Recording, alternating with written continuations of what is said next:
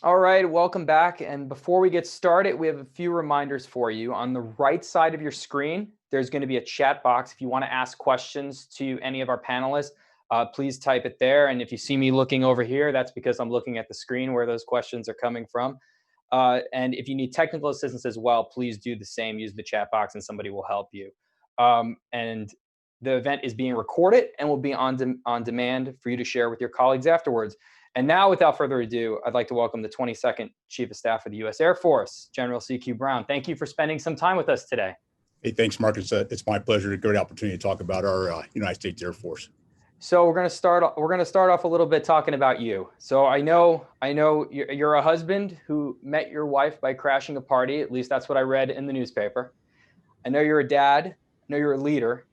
I know you're a fighter pilot who has an uneven number of takeoffs and landings. That's correct.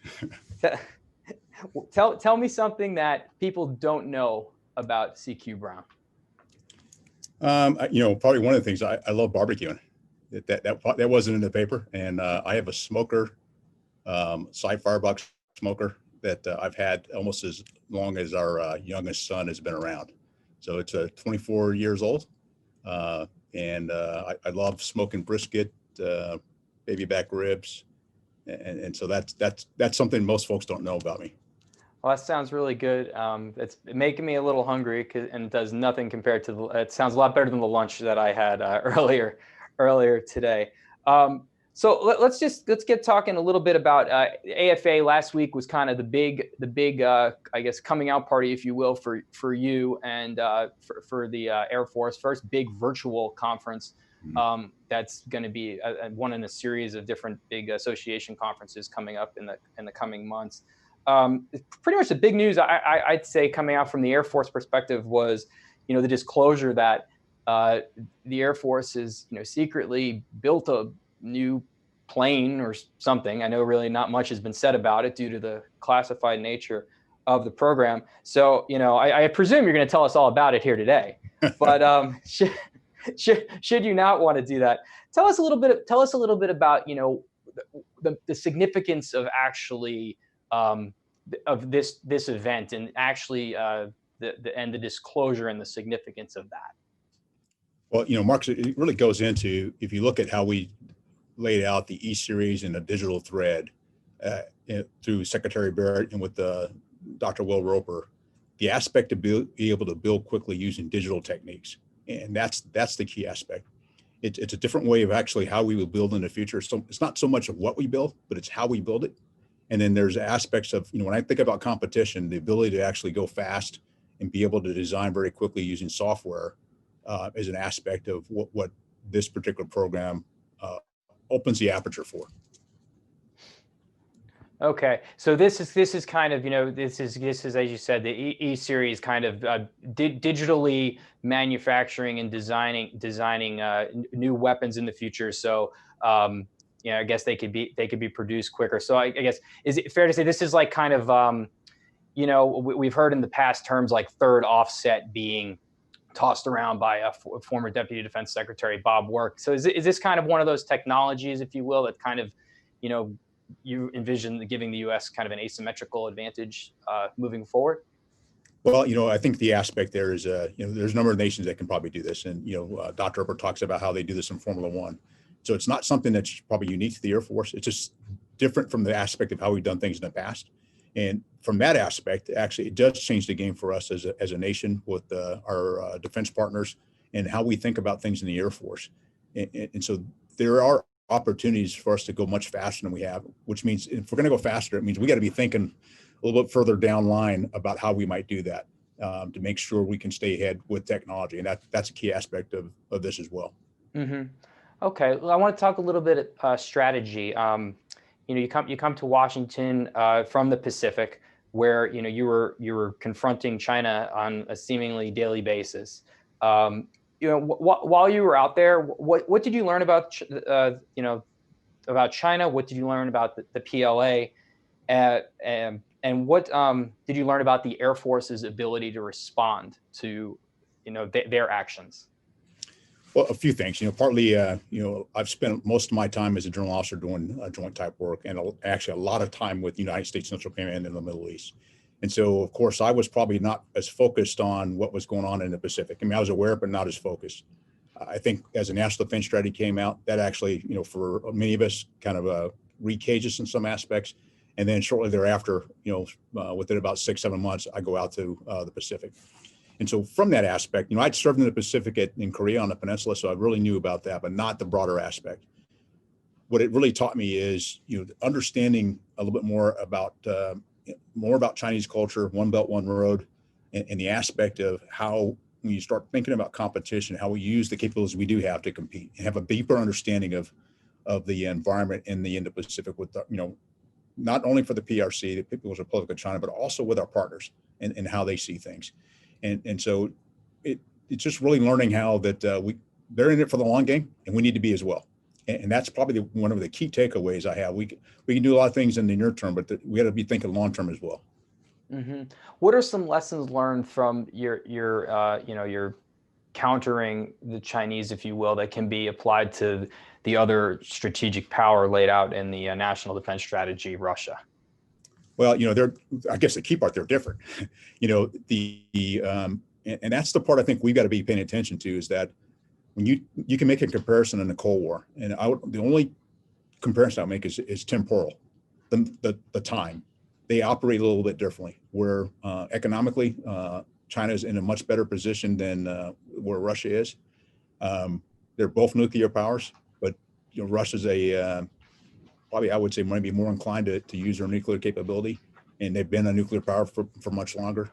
I think the other aspect is one thing I would say that I compare them in is they both will push the envelope. I think the Chinese are a little more subtle about how they do it.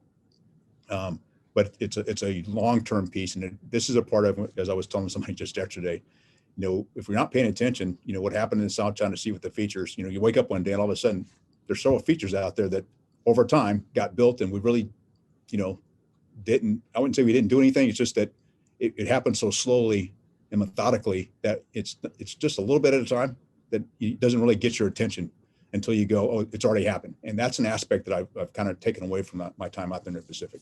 Mm-hmm. About the islands you're referring to, is there a way that I guess Monday morning quarterbacking is there, like, if it could be done again, is there a military? I presume it's a whole more of a whole government approach that you would need, but would there have been a military type of response that could have been done earlier?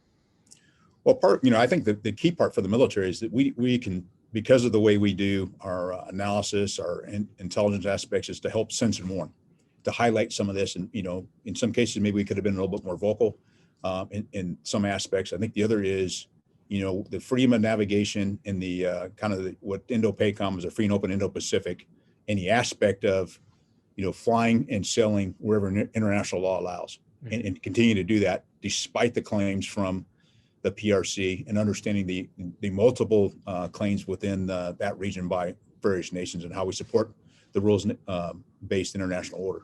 Mm-hmm.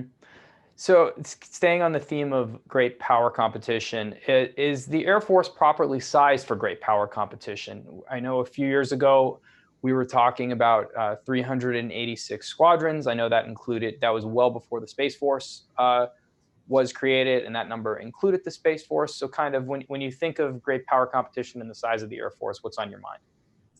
We're not big enough to do everything we've been asked to do when you look at the National Defense Strategy. And you go back to the 386, if you recall, that was an answer to a question from the Congress of how big of an Air Force do you need to execute the National Defense Strategy. It wasn't how big an Air Force can you afford. So it is the requirement. And the aspect of that, as you described, at that point included the Space Force. And I haven't really sat down to do the math to kind of figure out, minus out the Space Force, what that would be. Mm-hmm. But it's probably still over 300. The key part I'm looking at as I move forward is how do we get closer to 386 in capability? Even if you don't get to a full number of squadrons, but it's the capability that really matters to me. Okay. This week, the U.S. and Canada, they're conducting a dynamic force employment operation in the Arctic, and there was an announcement put out about that. It noted in the announcement that came out that it's drawing on forces of both countries to respond to increased Russian military activity along the periphery of both nations. Meaning in the Arctic. is this type of response, I guess, should we expect to see more types of actions like this, where we see kind of, if you will, like a snap type exercise that pops up?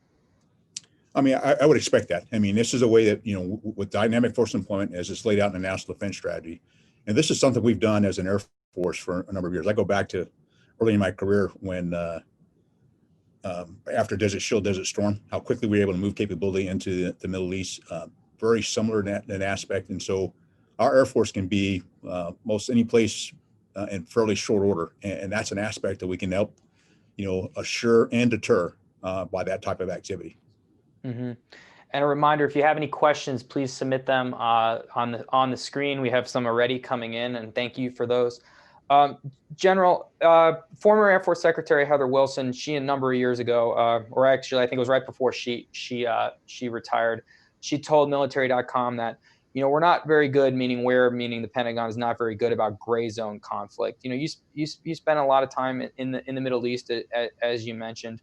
Do you agree with that assessment? And what needs to be done for the U.S. to get better at gray zone conflict?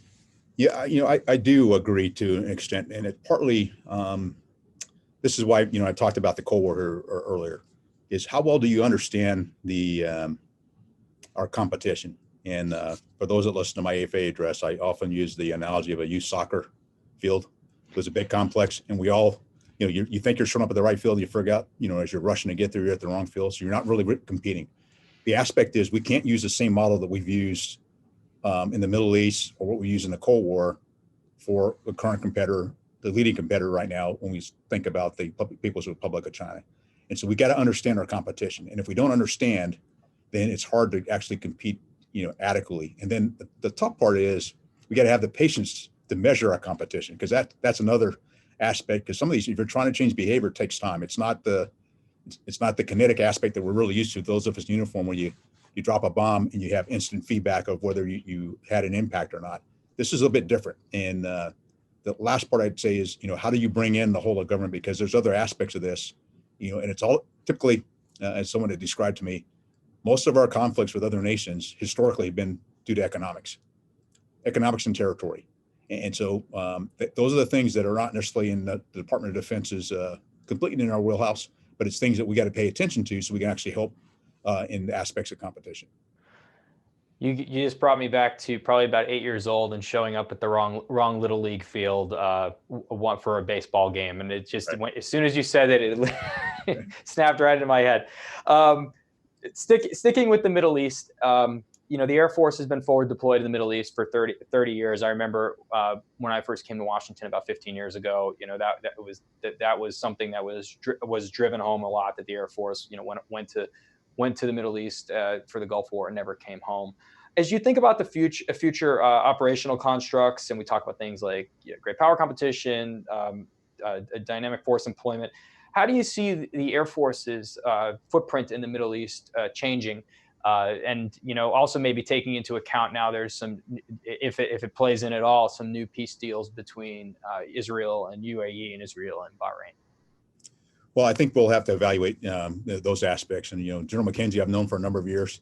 And as you look at the task he's been given versus the task I've been given, and we have a different perspective. He's a little more near term. I'm looking a little longer term. Mm-hmm. And so as I've laid out in previous dialogue with different folks, it's how we balance risk over time. And so we got to be willing to take a little risk in the near term to ensure we don't have a lot of risk in the longer term.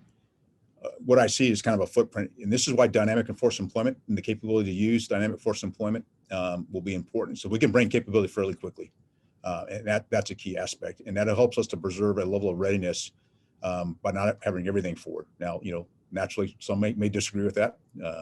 Some of the combatants may disagree with that, because presence does matter, and that's how you build, your partnerships. So we got to be able to balance between the two, and by having a little more flexibility and stepping back and taking, a look at risk more holistically, the risk not only to the Middle East, but the risk to the other combatant commands, and then understanding the dynamics, and just like you described, as the different dialogue in the Middle East changes, our facts and assumptions change, which means, our approach may have to change as well. We got to be adaptable, and that's a case that I think collectively we all have to work on. How adaptable can we be based on how things change. Mm-hmm. All right. I want to shift gears a little bit and talk about something that's, there's a conversation clearly going on in the nation right now about race. You are the first Black chief of staff of a military service, and you're among the first military leaders to speak out after the death of George Floyd this spring. Can you talk to us about your decision to speak up? Sure. As you might imagine, this is something I've dealt with throughout my not only my career, but all the way back to elementary school. And so it's aspects of my life, and it's the walk I've walked throughout my life. And then the other aspect is we have two sons in their 20s, and they've had to do some of the same things.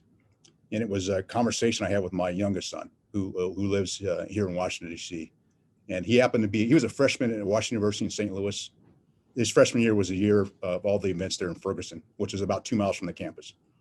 And so, and he had some other things that happened while he was in college, and he was having a really tough week, shortly after George Floyd. And we had a conversation. I was waiting for confirmation. And so I was kind of on the fence of doing anything publicly. At the same time, General Goldfein and Chief Wright were also doing their part. And I didn't want to take away from that, but it was after the conversation with my son. And he asked me, hey, Dad, what is PACAF saying? Which to me was code for, Dad, what are you going to say? And that was on a Sunday. And so by Thursday is when I did the video. And I was really trying to keep it, really to our PACAF airmen. I didn't expect it to get as much. That was, I'll tell you clearly, that was not my intent to actually get as much visibility as it did. But it was from the heart. And it was just telling you, speaking to things I'd experienced as an African-American growing up and as a Air Force officer. Mm-hmm. And I encourage those of you watching who, if you haven't seen the video, just do a Google. It's out there. It's a powerful video. I understand right now you and other Air Force leaders are taking part in listening tours about race. One thing that struck me is as we were prepping for this conversation we're having right now, I heard a story about Black airmen at a base needing to drive more than an hour and a half to get hair care products because they weren't available locally at the commissary. So can you talk about stuff you're hearing from airmen and what's being done to address issues like the one I just described? Well, there's stories all like that. I had a Comanche work for me. He said that's the first thing. We go look at where are you going to get your hair cut? Not a problem for me now, since I don't. I'm shaving my head, but it's little things like that we're hearing from our airmen. So part of this is what we do on the base in our different bases around, but it's also the local communities. And so we are hearing, and I will tell you, we're hearing a lot from our airmen. And I think the first part of addressing this is to listen and to understand. And I realize some of this stuff, some of the conversations are very difficult, very emotional. And that's the feedback that I'm getting.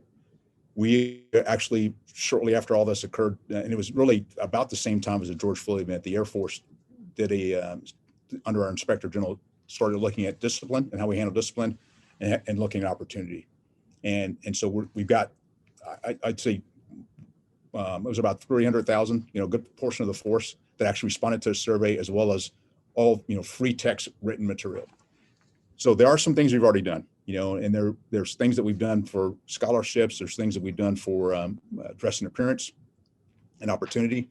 But that is just, to me, the tip of the things that we're taking a look at.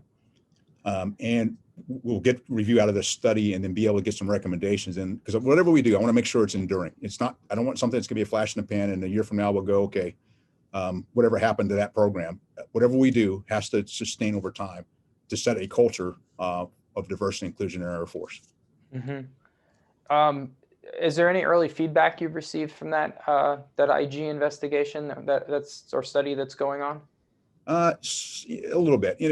Part of it is we're learning a bit more about ourselves, and there's aspects of we talk about unconscious bias, and I think that part we've come to realize in some certain areas where we don't see eye to eye on certain things. But once you have some of the dialogue and some of the training, what we're finding is you have folks now, some light bulbs start to come on, and they start to see things and approach things a bit differently, and that part is good. And now the other part is the programs that we put in to help sustain some of those, that aspect and that environment and that culture going forward. Mm-hmm. All right, we're going to shift gears again. If you have any questions, please put them in the submit them via the screen. I have at least, I think, 8 or 10 of them already coming in to me right here.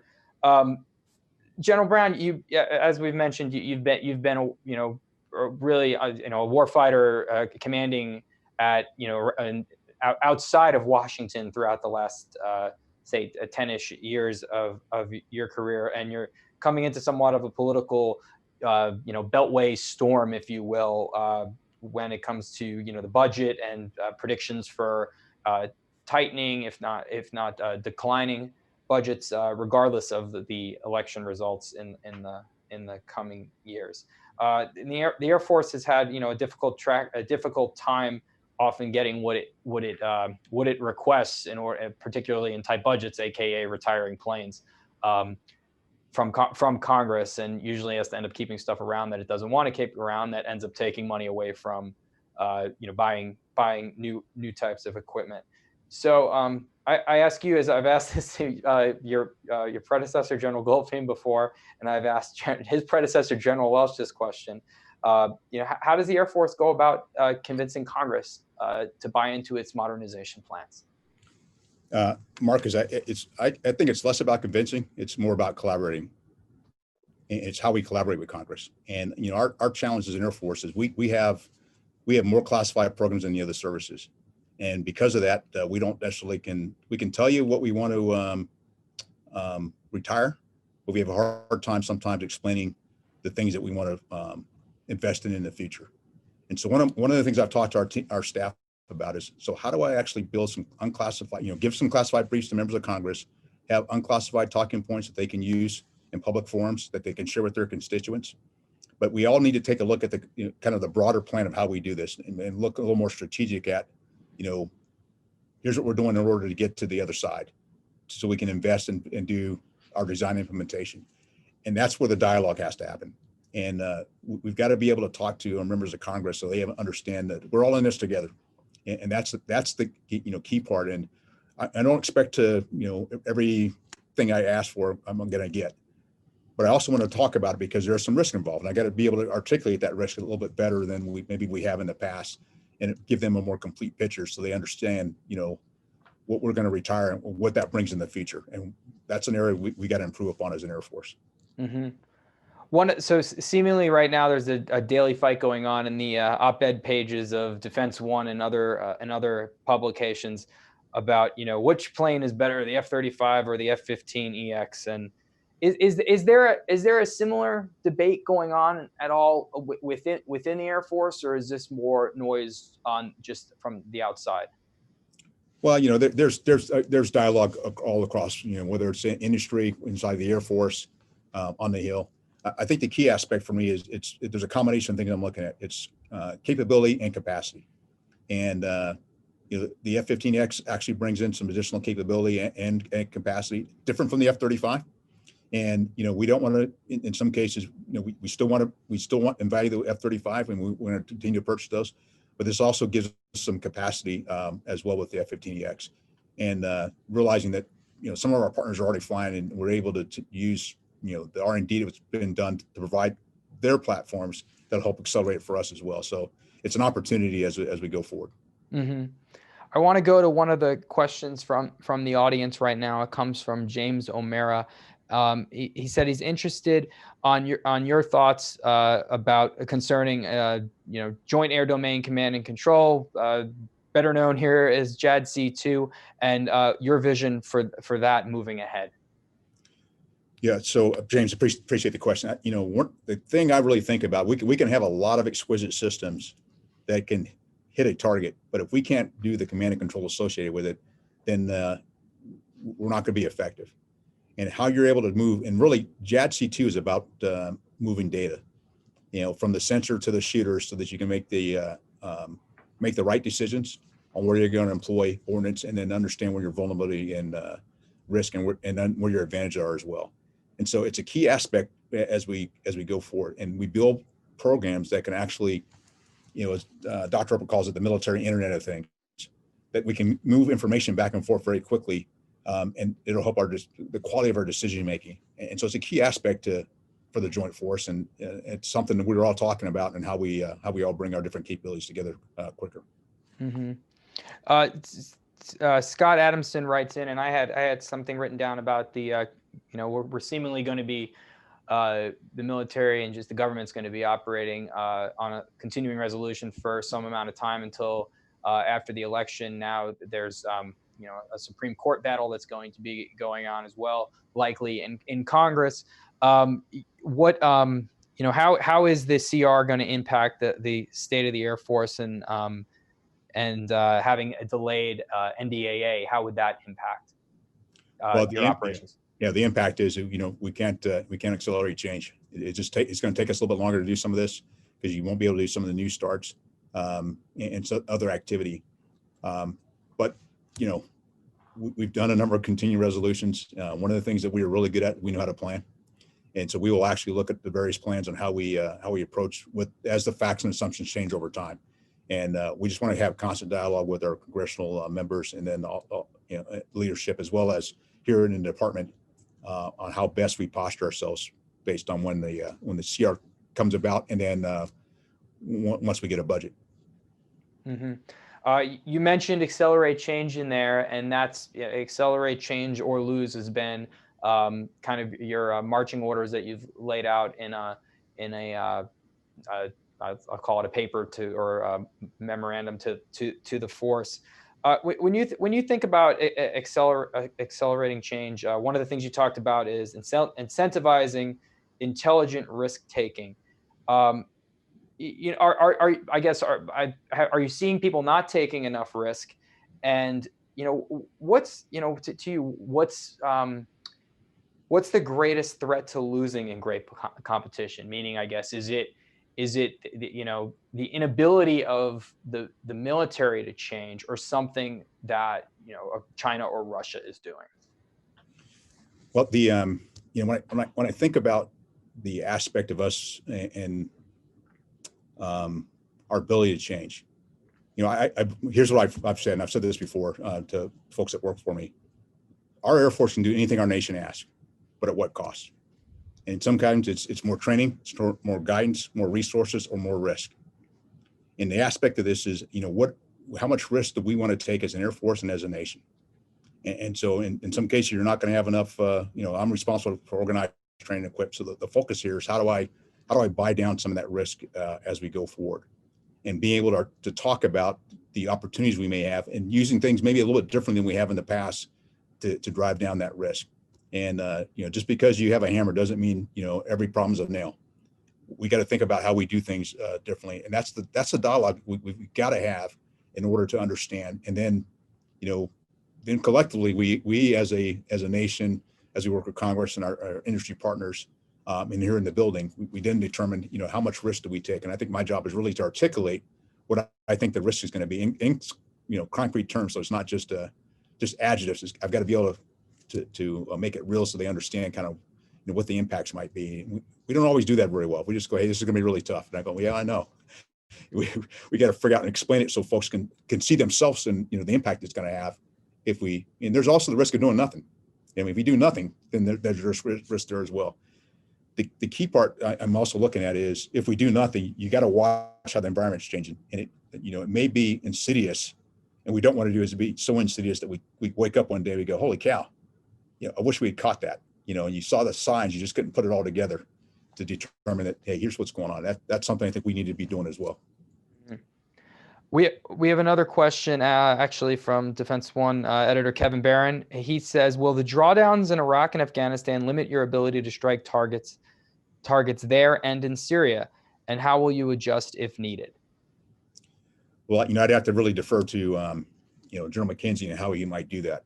But I will tell you, we can get capability there fairly quickly, and we've proven that with our bomber force. We can do the same thing with our fighters from different locations. So I'm, having served there quite a bit, I'm not overly concerned, because I know we can get air power there fairly quickly, and plus the force that's already there, and it's just a matter of how you use it and what I think the other aspect is how we message as well. strategic messaging is important because that's one part of competition. We have a question from John Turpak at Air Force Magazine. He says, hi, General, about the NGAD, which is the Next Generation Air Dominance, which we talked about earlier, flying demonstrator. Can you clarify if the records it set are in speed or in design and prototyping or in performance? Yeah, I'm not, John, I appreciate that question. And, you're trying to lead me down a path, but I'm not going to talk about that aspect. I'll just tell you that, hey, we're able to do things differently and a bit faster than we have in the past. And that's the whole piece of the, as I said, it's less about what we build, it's how we build it so we can actually, because the goal is to get capable in the hands of the warfighter much faster. And this is a way that we can prove we can do that. We have another one, which I think you may be able to say a little bit more here. I don't know, but we'll try. Richard Evans writes, can you talk about the status of the B21 program and where you are thinking in terms of the total number of B21 aircraft bombers required? And I'll throw something else in there in case you can't talk about that. There was an argument made in an op-ed in Defense One just this past weekend about the Air Force needing an Air Force major made the argument for a new conventional bomber in addition to the B-21 nuclear and conventional bomber. Yeah, I read that piece. So here, the B-21, I've had a chance to observe the program from afar and while I was in the Pacific because I did have an interest. At the same time, being able to talk to the folks here, and so the program itself and the progress it's making, I think it's on track. So no issues that I'm aware of that I'm concerned about. The other aspect of this is I'm looking at not just for bombers, but really across the board is looking at versus individual platforms are looking overall capability and the right capability mix. And so that therein lies part of the challenge when you start as you start laying out conventional versus nuclear and how many different types we have, and because there's sustainment associated with that. And so that's a key aspect that I'm looking to do is, okay, so when I look at and talk bombers, I'm not just going to talk B-21. I'm going to talk about B-1, B-52, and B-2, and what is the best force mix based on what I foresee with others as we do the analysis, what's the right mix? And I would say the same thing with our weapons, same thing with our fighters, same thing with our intelligence platforms. How do I look at it as a more capability package versus individual platforms? Would it? So we know the Navy has their 355 ship number. We've been hearing that, them banging the drum on that for a number of years. Would it help the Air Force to have numbers for specific numbers for bombers and fighters and mobility tank, cargo tankers, etc. And I guess to have like a bumper sticker, if you will. Do you see that being helpful, or do you need something else? That's a good question, Mark. I mean, that's part of the 386 because it helped to articulate some of it. But the challenge you run into is a number is just a number, and it could be an airplane. So I can take a Piper Cub versus a F-22. So that's one airplane apiece, but there's a huge difference in capability. And so that's why I really want to think about capability versus numbers in some aspects. The numbers are meaningful, but it's the quality of the capability tied with the numbers are important. So I think we can probably get too far focused on numbers and less on the capability that it provides. We have a question from Patrick O'Connor. To what extent is the Air Force prepared to take on the multi-domain landscape and facilitate efforts from the Joint Force? And I'll also add on to that. What are some ways that perhaps the Air Force or all the services as a whole could work better together? The Air Force has a big role in multi-domain operations and joint all-domain command and control. And that's an aspect as the joint staff is looking at the joint warfighting concept. JADC2 is one of the lines there that the Air Force has a lead on. How do the services work better together? It's collaboration and dialogue. And you go back to Coldwater Nichols, it kind of pushed us in a path that actually we had to work together. I think there's more and more opportunity for us to work together and have a good dialogue. And this is where JADC2 opens up the opportunity. If we're able to move data back and forth between our various service systems fairly quickly, it'll open up opportunities that we may have not used in the past. And that's a way. And then the last thing I would say is, we got to get, folks from different services in the same room so we can talk to each other, not past each other. And that's sometimes is, we're very good about, talking about each other versus talking to each other. And the more we are able to get in the same room, particularly with some of our young folks who are just trying to solve a problem, they've got a job to do. And the more we can get them together, they will probably come up with some ideas that'll, make us old guys and gals sit back and why didn't we think of that? We could have done it a long time ago. That's the part we got to be able to do is use their power, their energy in trying some things that we're too afraid to try because we're, maybe risk averse at a senior level, or we just haven't thought about it because, these are all digital natives that probably, grew up with an iPhone in their hand and not, not like me, who, didn't have my first phone was a flip phone many years ago. So. Have you I know you hammered on that at AFA a little bit. You talked about, having those conversations that are had in the hallway after the meeting, trying to have them in the meeting. Have you noticed any, I know it's only been a week since that, but have you noticed any change? And, and just in talking with folks, have people talked about, kind of the reasons why they're risk averse and what you can do to actually, get them to open up more? We have talked about that, and you realize, it's only been a short time that I've talked about that here, but this is the way I've operated throughout most of my career and in my previous commands.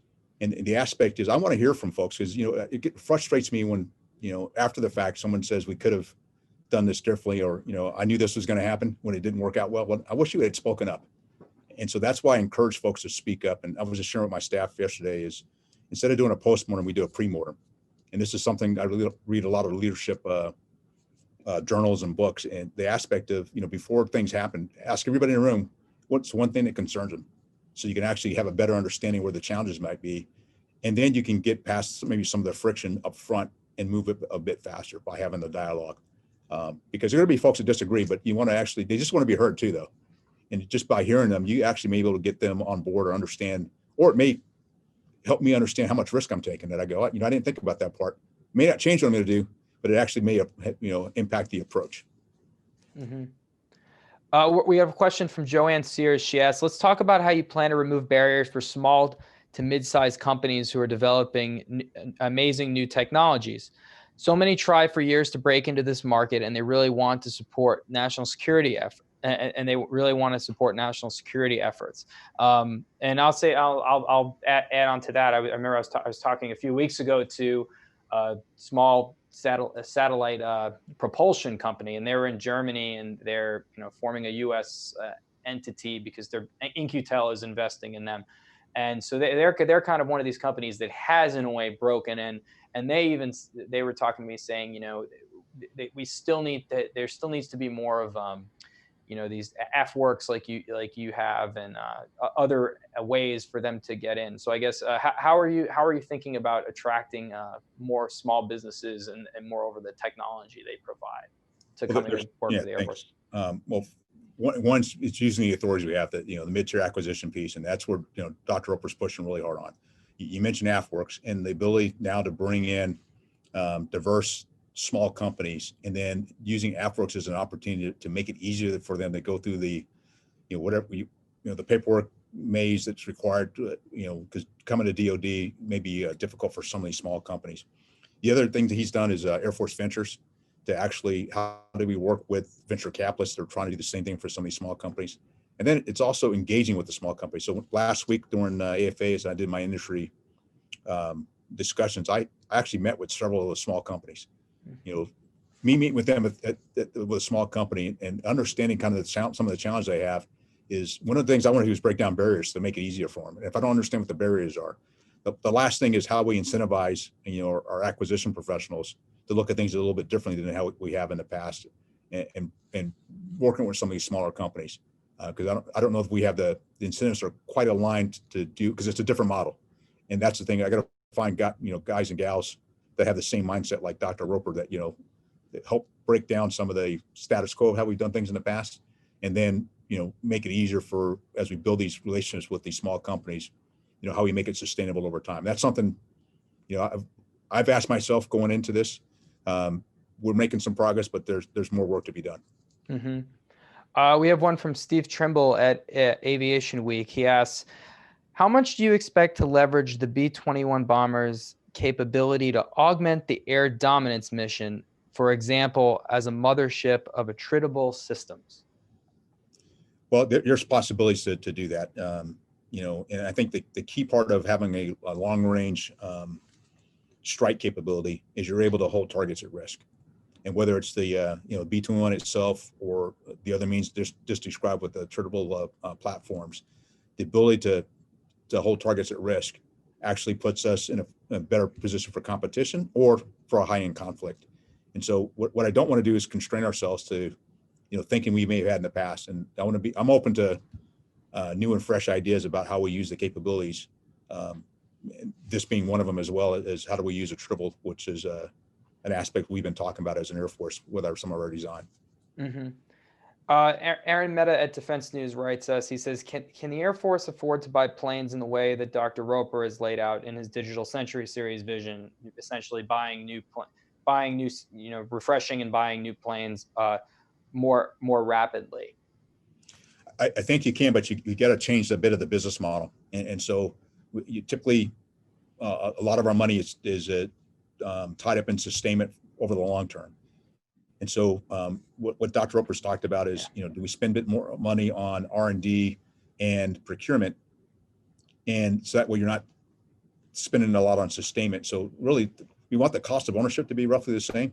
It's just how you change the flow of that money. So maybe more up front, so that way you can actually be able to accelerate change and get capability that's, as you see some of our platforms, by the time we get it out on a ramp someplace, the software in it is, your iPhone has probably in some cases, more capability, because it was built on older technology, and we're spending more for this old technology. It's going to be obsolete. So how do we actually make sure we're staying in line with the technology? It's a different thought process that we have to go through to do this.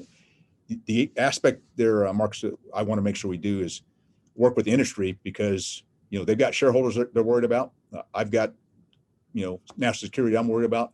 How do we do this together and look at, I'm not a business major, but I want to understand, how we can do this better, so they have a business model that is sustainable, just like I want to have national security that's sustainable. Okay, so right before we let you go, I understand that you're a big music guy, and that when you talk about leadership with airmen, you bring up that they need you need go-to songs for the situation that you're in at the time. So I got to ask you, you have a bad day. I mean, maybe the meeting in the tank with the Joint Chiefs didn't go as well as you'd hope. What tunes are playing on your headphones? What song you have? I like listening to jazz. I like jazz saxophone. I'm a David Sanborn fan. I'll do that. I also listen to old school R&B and old school funk. Those are kind of, matter of fact, on Saturdays I play a lot of old school stuff when I'm doing work. So, and Sundays is usually jazz. So I listen to that. Then, because I got 20-year-olds, I listen to some of the stuff they listen to as long as the language is clear. All right. Well, on that note, General Brown, thank you so much for joining us today. I very much enjoyed the discussion. Hopefully, we'll be able to do one of these in person sooner than later.